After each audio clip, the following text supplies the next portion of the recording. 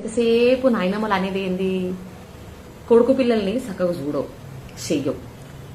ఏమున్నా మళ్ళీ ఏడ్చేది ఏంది, ఏమున్నా మందికి ఏం చెప్తారు, మళ్ళీ ఏమున్నా అమ్మమ్మనే కావాలి వాళ్ళకు. అమ్మమ్మ అంటేనే పానం, అమ్మమ్మని పట్టుకొని నాకు నా దగ్గరకు వస్తే ఆ రోజునే రానే రారు. నేనంటే గిట్టరు వాళ్ళకు. ఏమున్నా అమ్మమ్మ డబ్బే కొడతారు, అమ్మమ్మదే జోల పాట పాడినట్టే అమ్మమ్మ అమ్మమ్మ అని తిరుగుతారు. అంటే నీ దగ్గరికి ఎందుకు రారు అని ఎందుకు ఆలోచన రాదో తెలియదు కానీ, అవును అమ్మమ్మ అనుకో పోంగానే ఎదుర్కొంటది, పెడుతుంది, చేస్తుంది, తిను అంటది, 10 రూపాయలు ఇస్తుంది, చేస్తుంది. ఆపద అంటే కూడా ఆడుకోవడానికి రెడీగా ఉంటుంది. నాయనమ్మ స్థానంలో ఉండి నువ్వేం చేసినావు?